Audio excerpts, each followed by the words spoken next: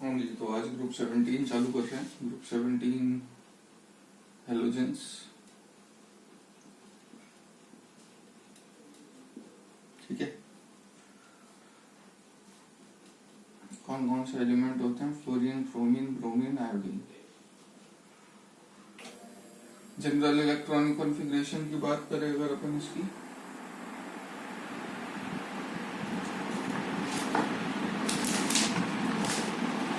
General electronic configuration चलती है इसकी NH2NP5। ये अप्रॉक्स में वैलिड है। जैसे भी इसकी बात करूँगा तो इसकी आएगी HeNH2NP5, इसकी आएगी Ne3H2 3P5, इसकी आएगी आर्गन 3D10 4H2 4P5। तो ये आप देख सकते हैं सब में NH2NP5 कॉन्फ़िगरेशन फॉलो कर रहा है। ठीक है। Next will talk about permissible valency. Permissible valency होती है बेटा अपनी वैलेंसी बढ़ाने की औकात। कौन बढ़ा सकता है कौन नहीं। जैसे फ्लोरीन के बेसिस पे बात करूँगा तो फ्लोरीन क्या आप जनरल इलेक्ट्रॉनिक कॉन्फ़िगरेशन क्या है?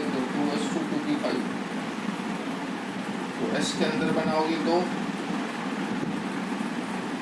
E के अंदर बनाओगे 5। फ्लोरीन के पास कोई d ऑर्बिटल नहीं है तो ये अपने इलेक्ट्रॉन एक्साइट नहीं करवा सकता। लेकिन अगर मैं क्लोरीन की बात करूँगा तो क्लोरीन थर्ड पीरियड का एलिमेंट है।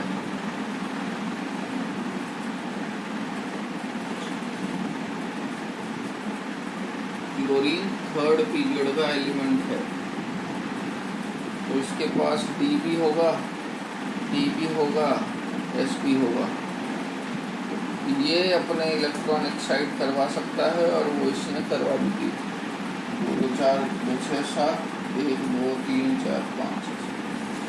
ठीक है, ये अपने इलेक्ट्रॉन डी में एक्साइट करवा सकता है और इसने करवा भी दी। That is known as what? Permissible valency. इसी की वजह से, इसी परमिसिबल वैलेंसी होने की वजह से वो डिफरेंट ऑक्सीडेशन स्टेट शो कर सकते हैं। कौन? हेलोजेंस। यहाँ से आप देख सकते हो कि फ्लोरीन सिर्फ -1 ऑक्सीडेशन स्टेट शो कर सकता है क्योंकि और लेने के लिए उसके पास जगह नहीं है। बाकी सब वेरिएबल ऑक्सीडेशन स्टेट शो कर सकते हैं क्योंकि उनके पास बॉन्ड बनाने की काफ़ी स्कोप है। So next we'll talk about oxidation state.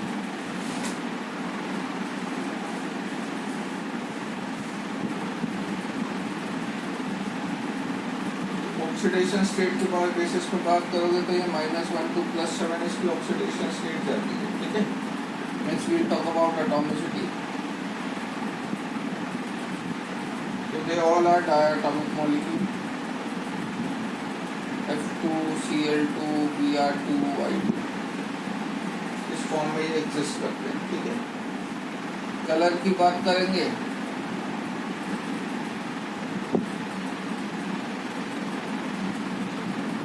F2 is what? Pale yellow. Cl2 Br2 I2 ये होता है पैरेट ग्रीन। ये होता है ब्राउन लिक्विड और ये होता है वॉयलेट सॉलिड। एक और छोटी सी बात ध्यान रखिएगा, they all are diamagnetic in nature. ठीक है। मॉलिक्यूलर और वाइटल थ्योरी से आप ये वाला डायमैग्नेटिक इन नेचर प्रूव कर सकते हो। रेस्ट इसी के जैसा सिमिलर बिहेवियर शो करते हैं।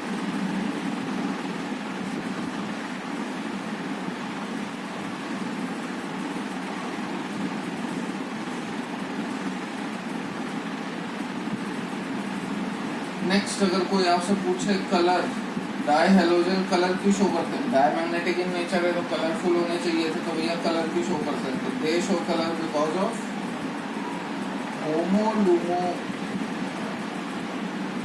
Transition.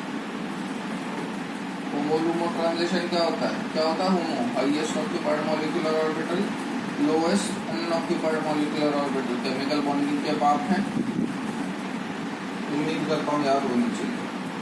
Next we will talk about electronegativity. Electronegativity down the group decrease होती है।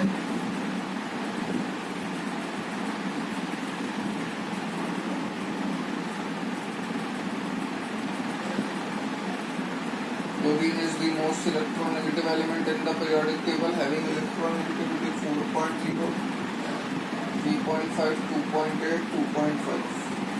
ठीक है। Next we will talk about electron affinity। तो पूरे periodic table में क्लोरीन की इलेक्ट्रॉन एफिनिटी सबसे ज़्यादा। ये सारे periodic table में होपफुली देख चुके हो आप। ठीक है। Next I am going to talk about the standard reduction potential।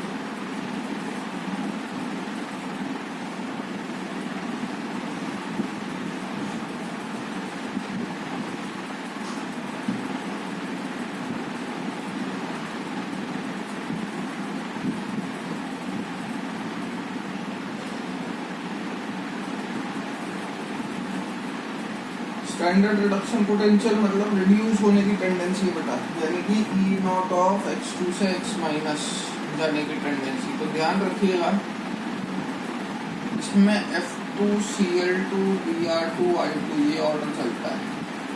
कहने का मतलब क्या है, फ्लोरीन की रिड्यूस होने की टेंडेंसी सबसे ज्यादा, फ्लोरीन की खुद रिड्यूस होने की टेंडेंसी सबसे ज्यादा, तो फ्लोरीन की सामने वाले को ऑक्सीडाइज करने की टेंडेंसी सबसे ज्यादा। मोस्ट पावरफुल ऑक्सीडाइजिंग एजेंट होता है।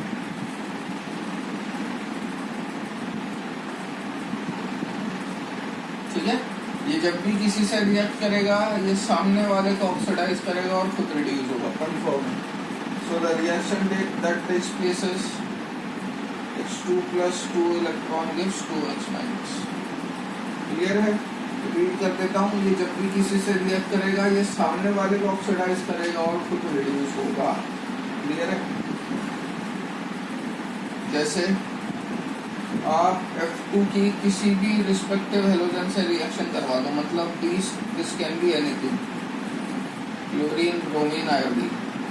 सिंस फ्लोरीन के रिड्यूस होने की टेंडेंसी ज्यादा है तो वो खुद रिड्यूस होगा इनटू व्हाट, F माइनस, और सामने वाले को ऑक्सीडाइज कर देगा इनटू X2। अगर आप क्लोरीन की रिएक्शन करवाओगे तो क्लोरीन किस किस को ऑक्सीडाइज कर सकता है, सिर्फ Br और I को। रिएक्शन सेम होगी। ब्रोमीन की बात करूं तो वो सिर्फ किसको कर सकता है, आयोडीन को। रिएक्शन सेम होगी। ठीक है। तो फ्लोरीन इन तीनों को कर सकता है, क्लोरीन इन दोनों को, ब्रोमीन सिर्फ इसको। ठीक। Next we talk about bond association energy. Important point है, ध्यान से सुनिए।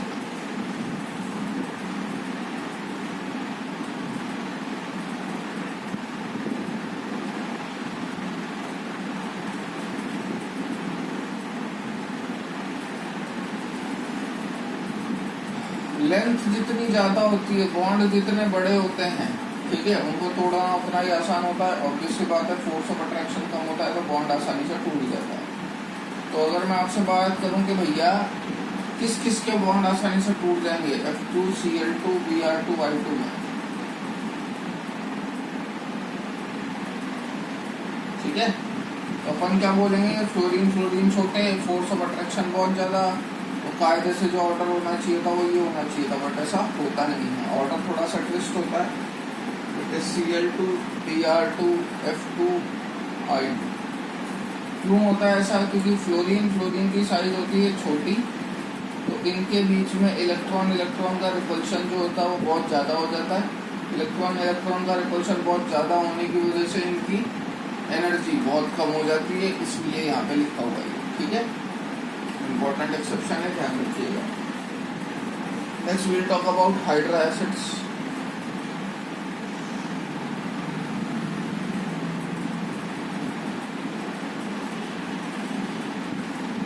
HF, HCl, HBr, HI। तो भैया एसिड का काम करते हैं हाइड्रोजन डोनेट करने का। कौन सबसे आसानी से हाइड्रोजन डोनेट कर देगा, जब फोर्स ऑफ अट्रैक्शन सबसे कम होगा।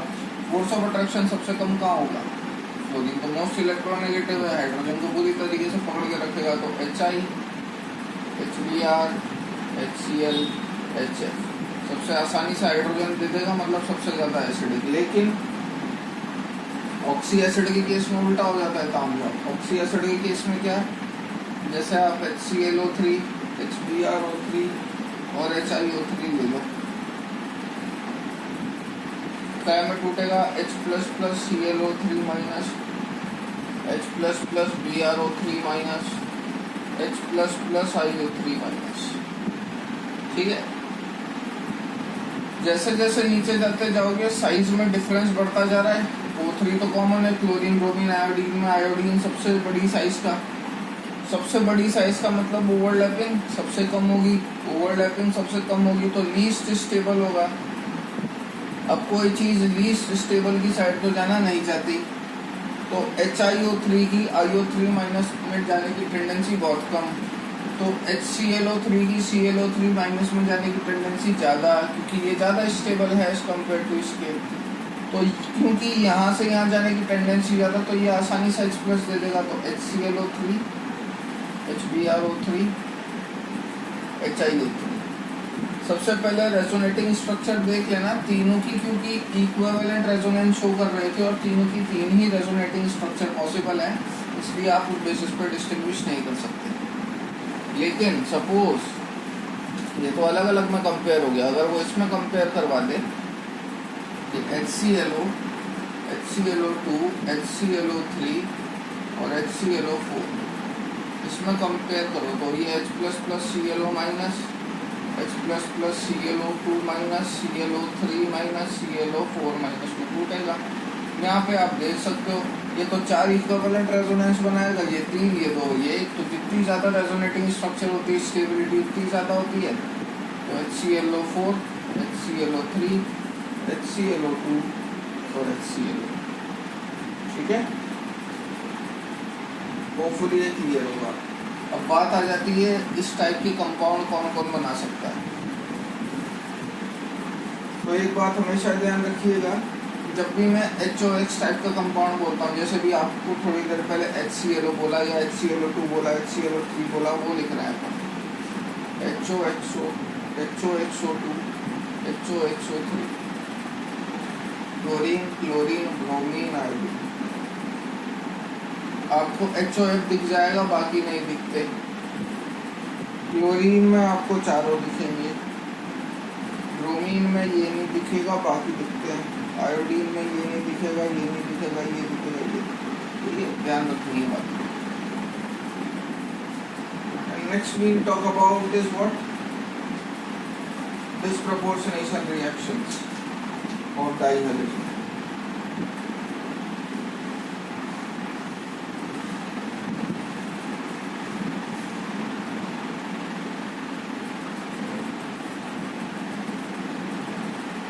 फ्लोरीन NaOH के साथ रिएक्ट करके NaF+O2+H2O बनाता है। ये आपको ध्यान रखना है, रेस्ट तो जनरल है। कोई भी H2 OH के साथ यानी कि बेस के साथ, इसके अलावा कोई भी यानी कि क्लोरीन, ब्रोमीन, आयोडीन बेस के साथ यानी कि बेसिक मीडियम में जब भी आप रिएक्ट करवाते हो, बेसिक मीडियम में भी डिपेंड है कौन सा ले रहे हो, कॉन्सेंट्रेटेड ले रहे हो कि वीक ले रहे हो। तो ये डाइल्यूट बेस, ये कॉन्सेंट्रेटेड बेस, तो इस तरीके का प्रोडक्ट देंगे। It gives X- + XO- + H2, ये देगा X- + XO3- + H2। एग्जाम्पल के तौर पे लिख लें, एक ही बता रहा हूँ, H2 + NaOH, जो भी मर्जी पड़े वो मान लो इसमें से। तो ये क्या बनाएगा, NaX, ये डाइल्यूट है, यानी कि Cl लोगे तो NaCl + NaOCl + H2। Similarly concentrated लोगे तो NaCl + NaClO3 + H2। ठीक, होपफुली ये बातें समझ में आती है। Now we will talk about some important compounds of halogens.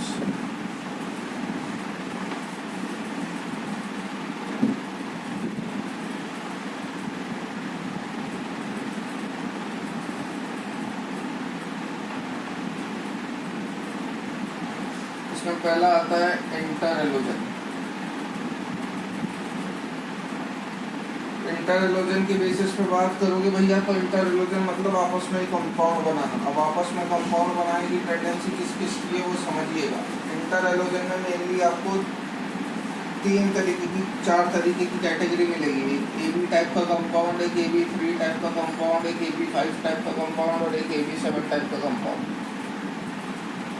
तो अब होता क्या है, जैसे ये कोई है एलिमेंट, इसके बाहर स्टेरिक क्राउडिंग जितनी ज़्यादा होगी, धक्का मुक्की उतनी ज़्यादा होगी तो रिपल्शन उतना ज़्यादा बढ़ेगा, तो अनस्टेबिलिटी उतनी ज़्यादा बढ़ेगी।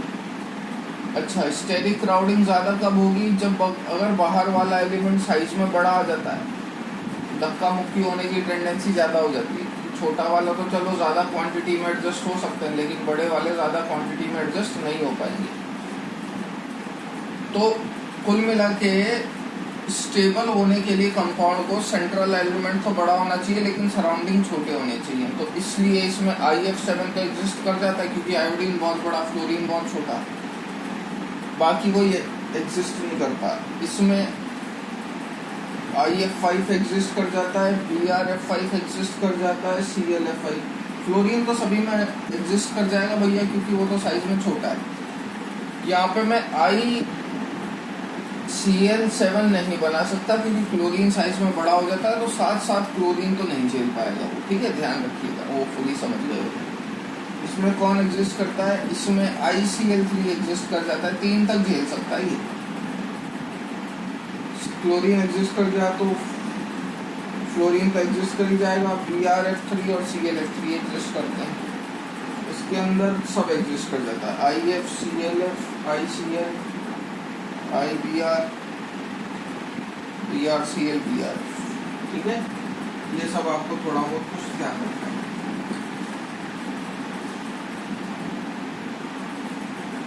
Next we'll talk about what fluorinating agent. ये मैं आपको लास्ट में बता भी चुका था। फ्लोरीनेटिंग एजेंट मतलब बस कुछ नहीं करने का, फ्लोरीन को ऐड करवा दो।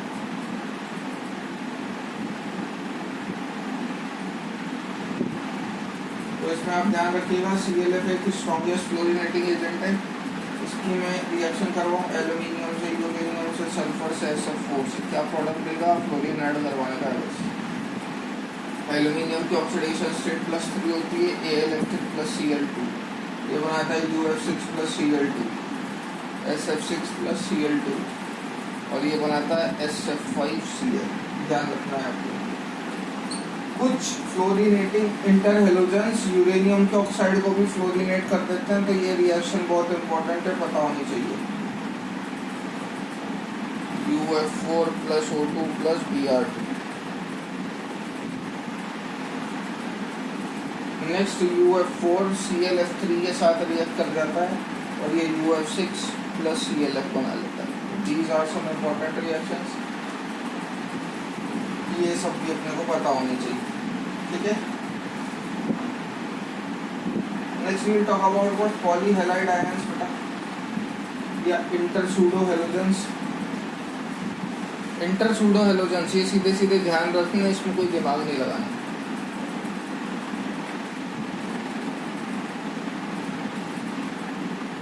कौन कौन से इंटरसूडो हेलोजेंस होते हैं तो आपको पता होना चाहिए। ClCl, ICl, BrCl, NCRT से थोड़ा ऊपर है तुम्हारे, बट फिर भी लिखवा दिया। पॉलीहैलाइड आयन बोले तो कौन कौन से होते हैं? F3-, I3-, I7-, I8-2- और I5-। ठीक है, ये कुछ एक चीज़ें अपने को ध्यान रखनी है और मेनली आपका यहाँ पे हो जाता है चैप्टर खत्म। एक दो रिएक्शन और देख लो चलो। Preparation method of oxide of chlorine.